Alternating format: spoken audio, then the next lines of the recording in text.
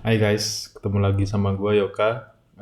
Kali ini gue mau ngomongin tentang transisi jadi programmer, mau jadi programmer yang bagian mana.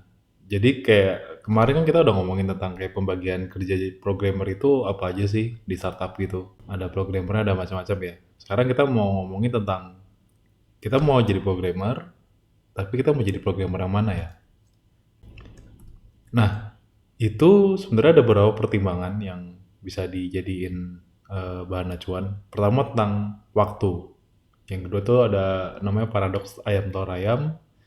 Yang ketiga itu ada kayak dasar keilmuan kita itu apa. Yang keempat itu ada perangkapan kita. Habis itu ada batasan visi kita sama prospek karir.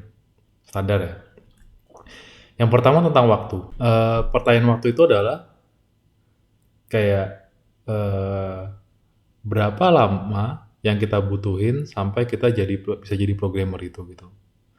Berarti akan berhubungannya sama yang paling gampang yang dimasukin yang mana sih? Karena nggak semua orang punya waktu yang banyak kan. Bisa jadi kayak dia cuma punya waktu sekian bulan sampai dia jadi programmer gitu misalnya. Atau kita lagi butuh duit, yang paling mana, yang programmer yang mana paling gampang dimasukin, paling cepat buat dipelajarin. Itu biasanya adalah yang dari semakin dekat ke sisi klien itu akan semakin gampang gitu, dan semakin ke sisi server itu biasanya semakin susah. Jadi kayak biasanya persyaratan kalau kita lihat di LinkedIn atau sejenisnya gitu, itu kalau mau jadi programmer klien kayak Android, web, iOS, atau QA jenisnya itu dia akan lebih gampang dibandingin untuk yang posisi back end, data analis atau sejenisnya. Itu biasanya salah satu alasannya adalah kemungkinan buat adanya insiden itu lebih gede gitu. Jadi kayak misalnya makin banyak trafficnya, makin banyak pengunjungnya, itu lebih lebih gampang errornya. Nah makanya dia butuh lebih banyak pengalaman. Jadi dia untuk masuk sana dia butuh pengalaman. Gitu. Nah, tapi harus ingat juga ya, kayak lebih gampang masuk itu bukan berarti lebih gampang dikuasain loh.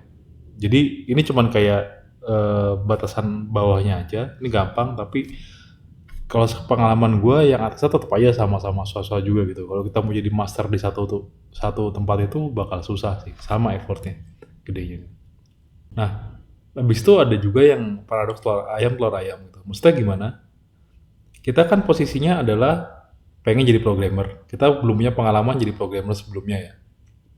Tapi ada beberapa bagian yang dia minta pengalaman sebelumnya. Jadi agak aneh ya. Kayak contohnya kayak backend. Backend engineer itu dulu waktu gue pertama kali mau jadi programmer itu, gue lihat-lihat di ininya eh, persyaratannya itu ada yang bilang minimal udah ada 2 tahun pengalaman kerja gitu di bidang sama itu. Atau misalnya mau data minimal S3, S2 atau pengalaman kerja yang sama di sana gitu. Jadi kayak hmm, itu gimana ya? Kayak kita mau jadi programmer, tapi kita butuh pengalaman jadi programming gitu. Jadi kadang-kadang agak nggak masuk akal ya. Walaupun sebenarnya pelajarannya adalah kayak walaupun misalnya kita dibilangin kita butuh sekian tahun, tapi biasanya itu sebenarnya nggak butuh segitunya gitu. Itu cuman kayak ya formalitas saja. Ya, habis itu yang selanjutnya itu adalah kayak dasar keilmuan kita. Contohnya, ada beberapa bidang yang butuh spesifik. Kayak contohnya data analis atau sama data scientist. Dia butuh statistik, butuh matematik, probabilitas gitu. Eh, ini akan lebih gampang untuk orang-orang yang punya dasar di sini. Buat lulusan matematik misalnya, atau lulusan statistik gitu. Itu akan lebih gampang buat di sini. Tapi yang sebaliknya, tadi kan atasnya contohnya tuh yang orang data itu lebih susah ya buat masuk ya. Tapi yang sebaliknya itu juga berlaku gitu. Misalnya kayak yang dari lulusannya statistik gitu, itu mungkin lebih susah buat jadi programmer gitu. Karena yang buat jadi programmer itu biasanya logikanya lebih ini ya. Kayak logika programming itu lebih kental gitu loh. Kayak gue pernah kerja sama manajer data gitu. Dia nyoba untuk ngoding. Waktu itu kebetulan ngodingnya di JavaScript sih. Tapi dari sana tuh kelihatan gitu loh. Oh, oke. Ternyata untuk hal programming dia walaupun udah sampai level manager ya, biasanya jago ya, itu ternyata gap-nya lumayan jauh gitu loh. Karena emang yang dibutuhin tuh beda. Kalau ketika dia data itu, dia butuhnya kemampuan untuk analisis data segala macam gitu, untuk ambil datanya gimana, bukan untuk kayak logic programmingnya gitu. Walaupun kepake juga di sana, tapi kayak konsep kayak immutability, terus dan yang sejenisnya gitu, declarative programming itu agak aneh buat dia gitu. Jadi programmingnya ya dia prosedural banget gitu. Pertimbangan lainnya itu adalah kayak perlengkapan kita punya apa aja sih buat perlengkapannya. Karena ada beberapa bidang itu yang butuh perlengkapan khusus. Contohnya kayak kita mau jadi programmer iOS misalnya, bikin aplikasi iOS, itu kita butuh komputer dan laptop macOS sama butuh HP iOS-nya. Butuh komputer buat apa? Biasanya kita akan ngoding ini di Xcode biasanya kalau yang butuh iOS gitu.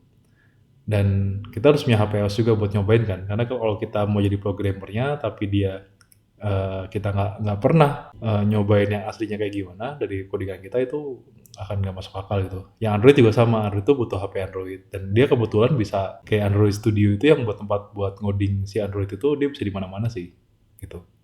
Tapi ini sebenarnya juga bisa diakalin. Contohnya kayak waktu itu gue punya teman, dia udah jadi programmer di pagi-pagi. Itu dia mau jadi programmer iOS, tapi kalau nggak salah nggak punya laptop Mac apa gimana gitu. Akhirnya dia ikut Apple Academy. Dan akhirnya dikasih laptopnya, dikasih kayak handphonenya gitu buat nyoba-nyoba.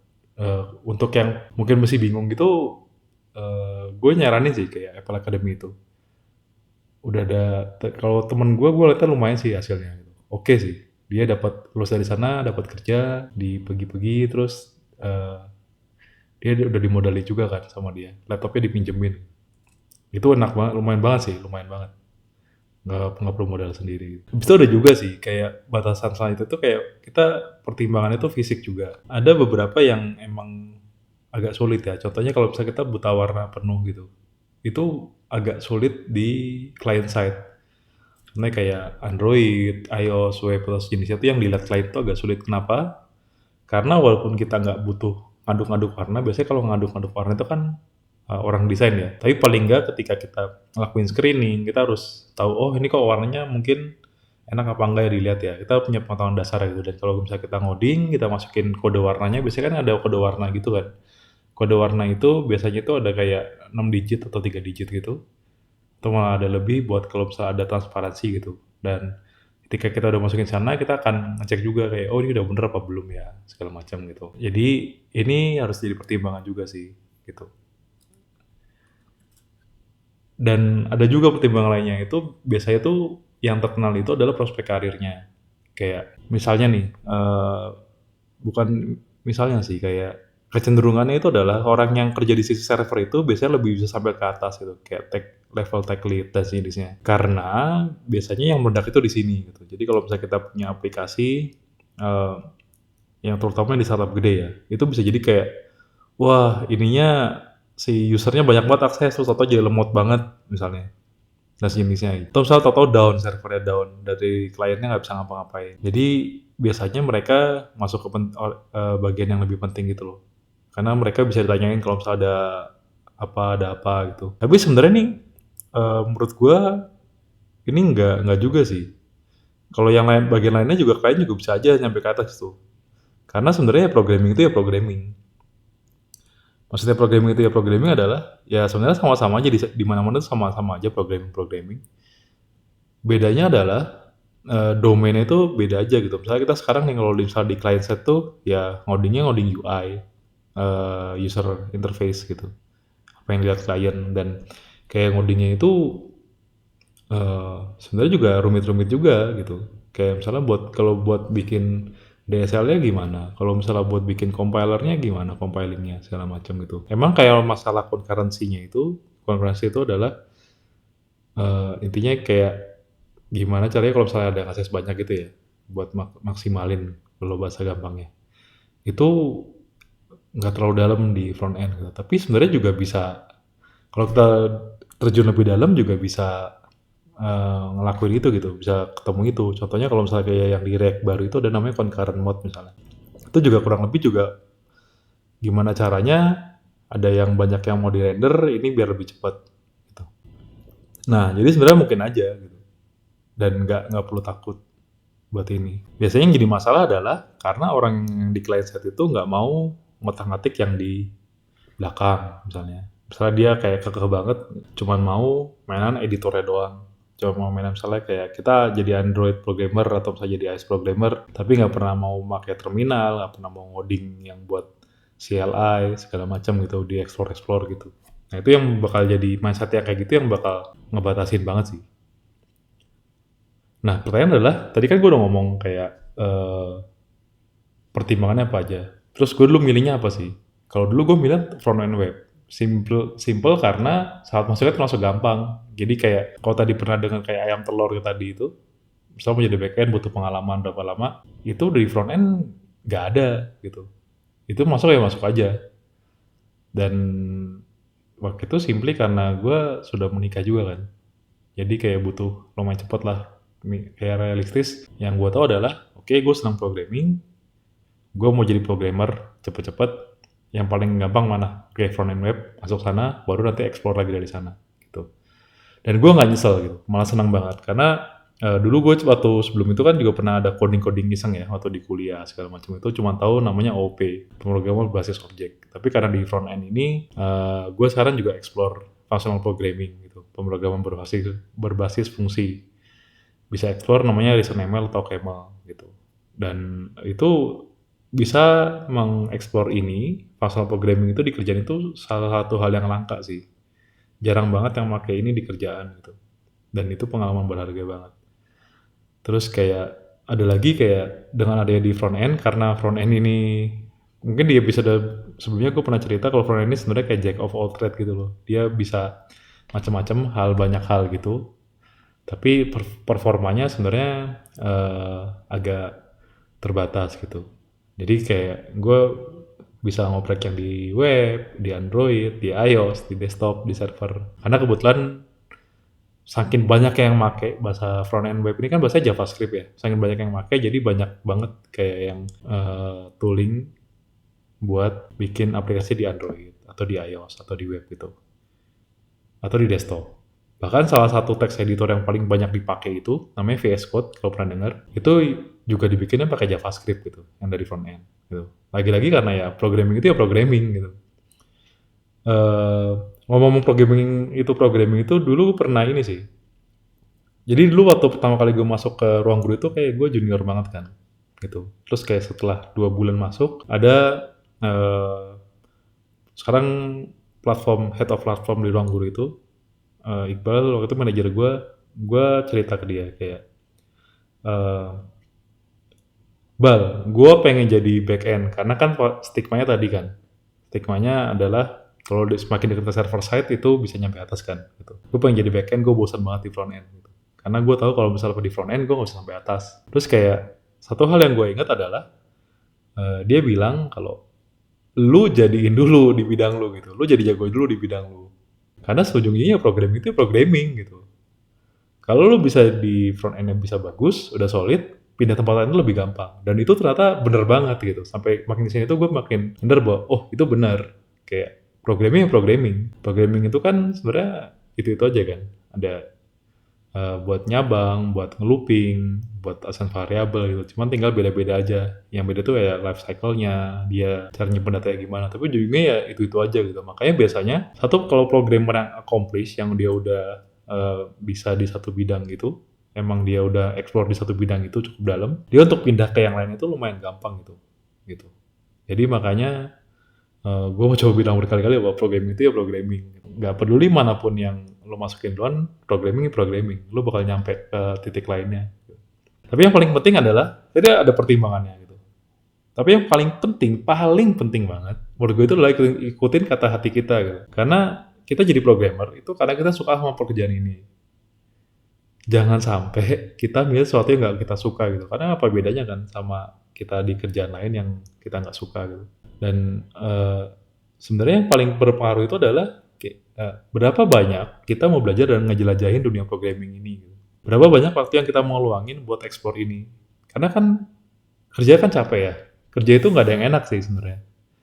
Kayak selalu ada, kita kerja itu kan buat ngasilin sesuatu buat orang lain gitu. Yang efeknya nanti orang lain dapat untung, ya kita kita kecipratan sekian sebagian kecilnya gitu. Jadi secara sifatnya, sifat dasarnya kerjaan itu tidak menyenangkan gitu. Kita nggak bisa ngatur banyak di sana. Kayak apakah ownernya itu, pemilik perusahaannya itu cocok apa enggak gitu sama kita. Apakah kita sudah dapat yang kita mau di perusahaan ini, kayak misalnya udah ngasih impact-nya belum buat masyarakat gitu. Itu sebenarnya yang jadi pertanyaan kan. Dan karena tadi sifatnya kayak gitu, kita bisa jadi pulang kerja itu capek banget. Kita pulang kerja capek, kayak diperes, terus kayak kita harus explore lagi gitu. Kalau misalnya kita di bidang yang nggak kita suka, bisa jadi pekerjaannya kita sehari-hari itu malah lebih capek. Terus kita mau di luar itu mau ekspornya udah keburu capek duluan gitu. Dan akhirnya ya karir kita nggak maju-maju gitu. Dan yang paling penting adalah itu programming itu ya programming gitu. Pilih aja yang kita suka di mana, mulai di sana, nanti insya Allah udah yang lainnya akan ngikutin sih. Karena kita terus explore segala macam, yang tadinya mungkin kita di client side, nanti client side kita udah ekspor selesai, atau gimana, udah tantangan, nanti kita coba-coba ekspor yang back end gitu misalnya. Karena ujung-ujungnya ya, kayak contohnya gue ini ya, contohnya aja nih, contohnya gue client side engineer, web programmer gitu kan. Waktu itu lagi ngoprek ada kerjaan di kantor itu tentang video. Video itu gimana caranya, dia ada DRM gitu kan.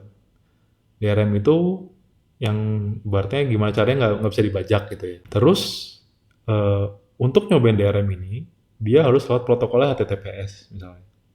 Nah gitu ya HTTPS. HTTPS ini cuman bisa dipakai di localhost, itu akan dianggap HTTPS, atau kita set up HTTPS sendiri. Akhirnya waktu itu, karena gue dulu sempat explore segala macam, ini pelajarannya, karena dulu sempat explore dan itu macam-macam, akhirnya gue bisa set up server sendiri di luar yang sederhana, terus run server gue di sana, front end ya, padahal front end, terus ya udah dia serve protokol HTTPS sendiri. Tuh, jadi kayak ya programming gitu. Jadi pilih aja yang paling lo senengin. Kalau ada pertimbangan tadi boleh dipertimbangin, tapi ujung-ujungnya harus senang dulu gitu. Jangan jangan nggak senang terus milih gitu. Misalnya kita nggak, misalnya gini, misalnya kita terpaksa milih backend karena karirnya bisa sampai atas gitu. Padahal sebenarnya kita orang itu orang UI banget, senang banget ngoprek UI, user experience gitu. Nah itu susah sih kalau kayak gitu sih. Nanti kita suatu saat nanti kayak ngerasa, oh gimana sih nggak enak gitu. Karena ada banget loh. Gue kenal beberapa orang yang emang dia masuk front end dia senang otak-atik UI gitu. Walaupun front end isinya bukan UI doang. Atau sebaliknya, karena misalnya si front end tadi klien side itu lebih gampang dimasukin, dia nggak suka banget, ya habis itu dia padahal dia senangnya back end sebenarnya gitu. Gitu sih. Jadi kayak coba aja cari balance di mana. Yang penting harus suka dulu. Kalau emang bener-bener udah muak nggak suka di situ ya jangan gitu. Tapi kalau misalnya itu kita sebenarnya masih suka-suka amat dan misalnya suka antara nggak suka gitu dan pengen kerja cepet ya silahkan sih dengan segala pertimbangannya dipilih aja gitu. Oke guys, mungkin kayak gitu dulu. Semoga berguna, semoga bisa membantu buat mutusin buat step programming berikutnya. See ya.